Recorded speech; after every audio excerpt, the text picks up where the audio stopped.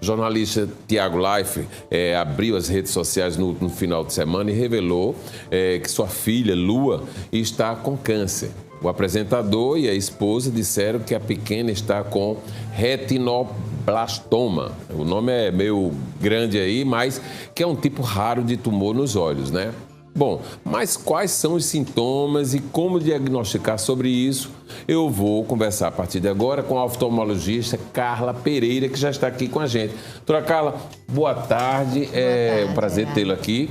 Prazer. E aí, para a gente descobrir, porque parece que esses grandes males, quando não são tão assíduos para o grande público, quando surgem, criam um pavor. Todo mundo fica meio assim, estupefato com tudo que está rolando nas redes sociais sobre esse assunto. O que é realmente essa doença? Olha só, o retinoblastoma é o tumor maligno do olho mais frequente na infância. Sim. É raro, por isso é tão pouco falado, né? Mas quando acomete, é uma coisa que entristece bastante a família, porque pode levar até a enucleação, ou seja, retirada do globo ocular. Porém, graças a Deus, hoje em dia o diagnóstico está sendo mais precoce.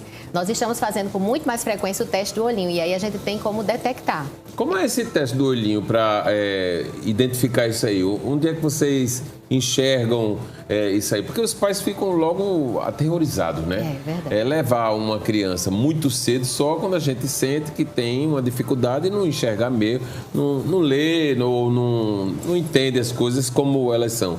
Mas isso aí é um caso que vai se instalando e precocemente a gente fica sem entender. Na realidade, Gerardo, a criança ela não nasce enxergando. O bebê Sim. não nasce enxergando, ele desenvolve a visão. Então, todos os bebês devem ser examinados, porque não é só o retinoblastoma. O retinoblastoma foi evidenciado agora e foi importante o alerta de Tiago, né, para toda a população, muito triste a situação dele.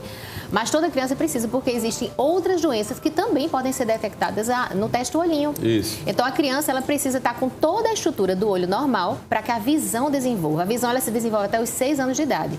Então, tem esse período todo de desenvolvimento.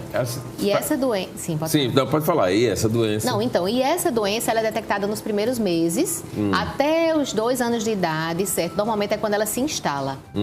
Aí ela pode até não ser detectada no primeiro teste, no teste do olhinho. Por isso que é importante que a gente possa depois também acompanhar os bebês. Tem uma assiduidade nesse teste, né? É incrível isso, porque a senhora falando agora aqui sobre que nós não nascemos com a visão, realmente, quando a senhora falou, eu lembrei do que eu escutei, do que eu entendi, do que eu vi lá no passado. Realmente, meio turvo, segundo a gente tem a informação. A visão do bebê é meio turvo, ela vai conhecendo por conta do escutar, né? É um progresso, isso, né? Exatamente. Então, mas fazer o exame do olhinho é igual o exame do pezinho, é igual... eu nunca tinha escutado falar desse exame tão precoce, né? Isso. O teste do olhinho a gente realiza no primeiro mês de vida. Por que se tornou mais frequente? Porque o número de prematuros começou a sobreviver mais, o número aumentou, né, de prematuros. Existe uma doença que é a retinopatia da prematuridade que pode acometer os prematuros. Fala devagar, para poder eu entender. Vamos lá. O bebê, ele antes realmente ele não era submetido, inclusive pode ser feito na maternidade, pelo próprio pediatra. É um teste do reflexo vermelho. No fundo do olho, a retina ela tem vasos e emite um reflexo vermelho. Quando você tira a foto, às vezes fica com o olhinho, a pupilinha vermelha, né? Então, aquele é um reflexo. E a gente faz isso no consultório. Só que a gente faz com o exame, a gente dilata a pupila, a gente examina bem melhor o fundo do olho para a gente detectar as doenças que podem acontecer, né? Como eu falei, o retinoblastoma, ele atinge de 1 a 20 mil, uma criança para cada 20 mil. Existem outras doenças mais frequentes, como a catarata congênita. É 1 para cada 2 mil nascidos. Quer dizer, com muito mais... Também é detectado no teste do olhinho. E também ele pode dar a pupilinha... Quer dizer que tem bebê que nasce com catarata. Com catarata. Que todo mundo só acha que aparece quando está com a idade, não é isso? Isso, a catarata congênita. E é uma urgência. Aliás, todas essas doenças são urgência. Por quê? Porque nós temos um sistema visual. A gente não tem nosso olho, ele não é, a gente não, como eu falei, não nasce enxergando. Então é um sistema visual. A luz entra, é emitida, passa pelo nervo óptico e é captada no cérebro. Se você tem algum problema neste olho, essa luz não vai ser captada e a visão, se ficar 50% de visão e não for tratada até os 6, 7 anos de idade, vai ficar assim para o resto da vida. Ainda tem porque essa coisa grave, né? O cérebro ele não captou, ou seja, ele não desenvolveu o córtex cerebral para a visão. Entendeu? Então, isso a gente chama de ambliopia, que atinge de 0 a 5% da população, que são pessoas crianças. Por isso que é importante não só o teste do olhinho, o exame na infância. Porque crianças que têm uma visão só de um olho, elas vão viver naturalmente, normalmente. Porque ela está habituada com aquilo ali, né? E a mãe, ela não consegue identificar, né, qualquer problema. Tem algum sinal de que você perceba, como pai, que o filho não esteja usando o globo ocular, ou direito ou esquerdo, por conta de movimento, alguma coisa assim? Então, como eu falei, depende da doença, o retinoblastoma, que é a questão, o caso da menina. Ela é detectada por quê? Primeira coisa é aquele flash. Como a gente sabe, você tira uma foto com flash e aí ele vai dar o reflexo vermelho, né? Então, aquela pupila branca. Mas em alguns casos, por exemplo, o estrabismo, que a gente só enxerga, os nossos olhos só são paralelos porque a gente enxerga por eles. Sim. Se você tem qualquer probleminha no olho, o olho vai ou entrar ou sair. Então, o estrabismo é outro sinal. Eu tive convergência, problema de convergência. Eu me lembro bem isso, eu morava em Recife na época, eu ia para o consultório todo dia fazer um exercício. Todo dia não, 3 vezes por semana. Um exercício, botava umas lentes lá e trazia um lápis para poder enxergar e fazer isso. Eu não sei nem o que é a convergência, porque os olhos entravam... Isso, a gente precisa convergir para ter a visão de perto com conforto, né? E aí, às vezes, a pessoa tem uma insuficiência de convergência e precisa de exercícios para lhe dar realmente visão de perto. Senão você começa a desenvolver realmente sintomas e até baixa visual, dependendo do caso. Porque às vezes precisa corrigir também com o grau, né? De hipermetropia. Não tive isso, não. Corrigi. Só tem a insuficiência mesmo. Foi. E corrigi com os exercícios e fui. E achava até que eu disse, tô ficando zarolho. Tem sempre essas coisas de adolescente mesmo, porque foi na adolescência isso. Bom, mas quando eu perguntei se havia alguma sinalização, não era nem especificamente do caso da filha de Tiago Life, e sim de alguma anomalia, sinais, de algum problema que esteja surgindo e que o olho por si só, eu não sei e tal, aí tem sempre ou um piscado ou um olhar de lado. Aí o estrabismo, a senhora falou que realmente é um problema que tem que ser identificado se surgir de repente, né? O estrabismo, ele é mais comum com ou graus ou doenças, né? Sim. Mas existem os sinais da baixa visual na infância. Né? É a criança que ela se aproxima demais da TV, ela esfrega muito um dos olhos ou os dois olhos, tá? Ela lacrimeja, ela tem dificuldade de atenção, rendimento escolar baixo. Então, qualquer sintoma que chame a atenção da mãe é importante ser examinado. Independente, inclusive, de ter feito exame ou não. Porque às vezes a criança ela começa a ter essa dificuldade. Agora no Instagram mesmo, doutora, minha filha troca as letras com frequência. Pode ser problema, né? Então, precisa realmente ser identificado. Todas as crianças elas precisam ser examinadas. E esses sinais são importantes para alertar, porque às vezes a mãe, ela, como a esposa de Tiago, isso é coisa da sua cabeça e tal. E realmente ele tinha visto o nistagmo, né? O que é o nistagmo? É uma alteração, um movimento involuntário do olho.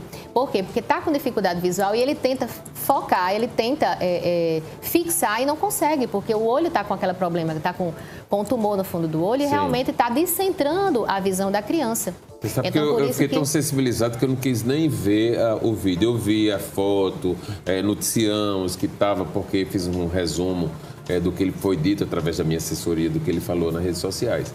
Mas eu queria saber, num caso desse aí, essa doença, esse tumor, ele é maligno, mas tem cura para essa situação quando é detectado com cedo, muita antecipação? Detectado cedo, né? Detectado cedo. É muito importante o tratamento precoce. Porque ele tem hoje em dia, 95% de chance de sobrevivência. Então, a criança sobrevive. Sim. Né? Porém, dependendo do estágio, pode ficar com realmente ou baixa visual ou perda total da visão. Então, aí, nesse caso, retira o globo ocular e coloca uma prótese, é isso? O tratamento inicial é realmente a quimioterapia. Se tenta os tratamentos com quimioterapia, pode ser a radioterapia, crioterapia. A quimioterapia pode ser, inclusive, localizada. Tá? E, em último caso, se faz a nucleação. Tudo vai depender de quê? Do tamanho do tumor, do estadiamento, porque, inclusive, ele pode atingir até o cérebro. É estadiamento? Do grau, porque ele vai até o último grau, né? Que o grau é. Então, o grau, se tiver no início, então cada, digamos assim, estadiamento do tumor tem o seu tratamento. Se ele estiver realmente muito elevado, né, e já atingindo a parte externa do olho, aí tem que ser a nucleação, né? Realmente é um tratamento assim muito delicado, mutilante, né? Mas sempre se tenta a medicação, sempre se tenta a quimioterapia. O caminho é sempre medicando, né? Quer dizer, detectar, tratar. Isso. E dependendo de como as coisas se conduzirem, vai se enfrentar o que chegar lá. Tem muitos casos de retorno do problema depois de tratado? A tumoração, sim. O tratamento é bem eficaz. É eficaz. Existe sim metástases. As metástases podem ser para o próprio olho, sim. Pode ser para o cérebro, para a medula, né? É como eu te falei, dependendo do estadiamento, tem que ser acompanhado muito, muito, muito de perto essa criança, né? Tanto pelo oftalmologista, pelo oncologista, né? Fazer sempre exames seriados. Tem casos de passar para o outro olho? Pode ser bilateral. Ele pode ser bilateral e tem chance de desenvolver no outro olho, sim. Tanto que o exame é muito importante que ele seja feito também no outro olho com frequência, sabe? Para ali ficar num acompanhamento. Embora seja mais raro, né? Isso. 60% dos casos é unilateral mesmo, mas pode aparecer. Me fale outra coisa para poder... Aí, só aparece nas crianças ou surge também em adultos? Sim. O retinoblastoma, sim, porque ele é blastoma. Ele é um tumor do desenvolvimento Sim, dessa fase. Dessa fase embrionária, entendeu? Isso. Então, entendi. Outra coisa, sim. Aproveitando aqui, claro, né? Você sabe que nesse momento a gente vai surgindo o que a gente outras questões. Ela falou do glaucoma. Dá para explicar um pouquinho o que é glaucoma para quem está em casa que já ouviu, escutou falar e não tem ideia da importância ou vamos dizer, como é difícil esse desenvolvimento dessa doença? O glaucoma é uma doença do nervo óptico. Nós temos um nervo no fundo do olho que leva a mensagem para o cérebro. Então, é uma doença do nervo óptico causada pelo aumento da pressão. Né? Então, o aumento da pressão faz com que haja uma diminuição. A pressão dos olhos. A pressão dos olhos. Sim. Não tem nada a ver com a pressão arterial. Tá? A pressão dos olhos ela é por conta de um líquido que nós produzimos dentro do olho. E ele realmente, dependendo do escoamento, às vezes ele não consegue escoar e aumenta essa pressão. Sim. E o que é que o glaucoma causa? Uma perda de visão. Essa pressão causa dores nos olhos? A pressão causa dores se estiver muito elevada. Sim. Por quê? Eu estou perguntando essas bobaginhas porque a pessoa está em casa e não está sabendo, né? Acha que está com dor de cabeça do Covid. E é importantíssimo você falar isso. Por quê? Porque o glaucoma, a maior parte, digamos que acho que mais de 90% dos pacientes que eu tenho de glaucoma são assintomáticos. Eles não sabem, eles não sentem nada. E quando eu verifico, a pressão está elevada, o nervo está alterado. Olha só. Aí se assusta e tal, eu digo, não, tem controle, não tem cura, tem controle, né? É importante a gente estar sempre reduzindo essa pressão para evitar um dano maior. Então, o glaucoma realmente é uma doença muito frequente. Muito frequente. Pacientes, agora, crianças podem nascer, também é muito raro. Né? É muito raro, é 1 para 10 mil crianças, uma criança a cada 10 mil que nasce. Mas a partir dos 40, não. É bem frequente. Mas não tem cura, mas você pode frear, pode conviver com esse problema controlando, né? E o que é que provoca o glaucoma? Tem uma fonte aí que, além dessa pressão ocular, vem de onde? O que é que estimula essa... tem vários fatores. Eu acho que eu estou perguntando, assim, bem de quem não entende do assunto.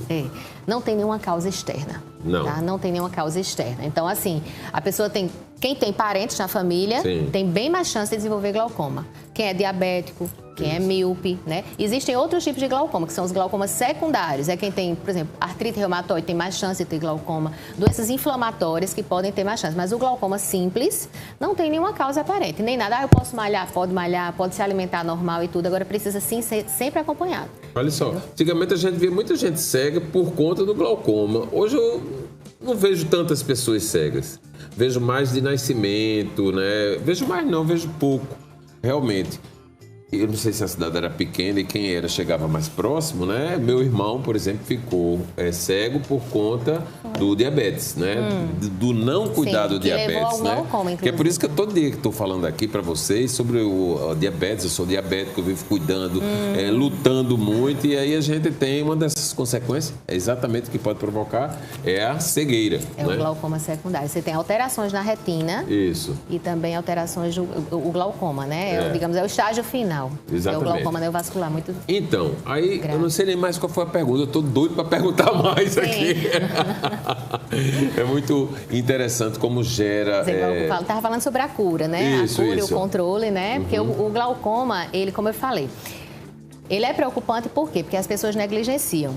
Imagina, você chegar no consultório, não tem nada, aí a doutora, olha, você tem glaucoma, tem que usar colírio, o colírio é caro, o colírio faz o olho ficar vermelho, o colírio arde, e você não tinha nada. Mas aí você viu, a pressão tá alta, a pressão... Então, assim, ele é muito negligenciado. Infelizmente, às vezes eu tenho que dar até carão no paciente e tudo. Por quê? Porque ele é assintomático. O que é que ele vai causar? Baixa visual periférica até o centro. Então, pontos de visão que você não está notando, eles vão começar a desaparecer do seu campo de visão. E, aos poucos, ele vai se restringindo e ficar uma visão tubular. Sim. Visão perdida pelo glaucoma é irrecuperável, é irreversível a baixa visual, entendeu? Então, por isso que é importante. A gente tem uma ampla gama de exames que a gente faz, que é campo visual, retinografia e tal, Isso. e ficar sempre acompanhando. Então, o exame a partir dos 40 anos, imprescindível. Absolutamente necessário. Imprescindível, por conta desse glaucoma que é muito frequente, entendeu? Olha só, muito bom tê-la aqui. É o caso da filha de Tiago Leifert, pelo que a senhora escutou falar, está bem acompanhado? Como é que é a gravidade ou não? É bem grave o caso, já no estágio máximo, né? Tanto que ela está com 1 ano e meio e é bilateral. Normalmente nessa fase, os dois olhos. São os dois olhos. Olha aí, tá vendo? São os dois olhos. Um está bem mais acometido, o outro ela tem chance de recuperação visual, mas com certeza ele está nos melhores centros. Sim, né? São Paulo. É uma quimioterapia localizada, então Deus permita que realmente... vai saber. Mas é só para esclarecer, porque as pessoas têm mania de contemporizar, né? De não levar a gravidade tão ao extremo, fica deixando para lá porque está enxergando ainda, né? Porque, eu fui no oftalmologista 3 anos atrás, acha que 3 anos atrás está valendo, para hoje não está valendo. Tem toda uma série de situações que a gente chama para a gravidade para as pessoas acordarem nesse sentido. Com certeza. É isso? E uma coisa importante, se você me permite falar, Pois não. eu acho que é importante a gente estar sempre alertando os pais desse teste do olhinho e da repetição. Eu faço teste do olhinho e muitas crianças elas fazem logo no primeiro mês e deixam para lá. Eu sempre digo, vamos acompanhar. Eu acompanho no primeiro mês, no terceiro mês e depois uma vez por ano. É muito importante. Outra coisa que em relação a esse retinoblastoma que assustou tanto é a necessidade de fazer fotos até com flash. E você sempre observar esse reflexo. Eu acho que é importante, sabe? Sim. O reflexozinho. Teste, né? É um teste. Você pode fazer em casa, né? Você fazer esse teste e observar se os dois olhos estão com aquele reflexo vermelho. Se um tiver branquinho, levar imediatamente ao oftalmologista. Não se assuste. Por quê? Porque, de repente, esse flash bateu no nervo óptico e por isso que ficou branquinho. E a pessoa, é alguma coisa, mas é importante, né? Então é importante um teste simples que se faz em casa, porque às vezes a pessoa tem até dificuldade de acesso ao oftalmologista. Mas nunca é demais pedir que se faça uma revisão, seja que idade for, né? Criança vai pouco a pediatra porque não adoece, porque não tem gripe, sei o quê, mas tem que ir ao pediatra, né? Para poder fazer uma revisãozinha ali, água mole, pedador, tanto bate até que fura, todo cuidado é pouco, a gente tem que usar mesmo esses recursos do popular aí para poder cuidar da saúde, que é o bem maior que nós temos, não é isso? Sobretudo aqui no Brasil, Gerardo, que a gente preza muito pela prevenção, né? Isso. Graças a Deus, porque os outros países a gente veio, eu atendi até pouco tempo, elas olha, a gente só vai ao médico quando tem alguma coisa, então aqui a gente preza pela prevenção e é um grande benefício aqui, realmente, das campanhas que nós fazemos, né? O Novembro Azul, Outubro Janeiro Rosa, Branco, Dezembro Laranja e assim vai. Então, realmente são campanhas importantes e eu acho que a gente está aqui para isso, né? Para alertar, para que as pessoas se cuidem e que possam até também seguir, né, as redes sociais. Eu acho importante seguir para que a gente está sempre falando, comentando sobre isso, porque eu acho que o cuidado preventivo, às vezes você não tem acesso ao médico, mas você tem como detectar, né, algumas coisas em casa, né? Então, vale a pena. E depois, para não ir na hora da crise, né? Chegou lá, detectou, solucionou, vai viver bem, não é isso? Isso. Doutora Carla, muito obrigado pela sua presença aqui, foi um prazer grande, muito importante esse momento de levar a boa e melhor informação para o nosso telespectador.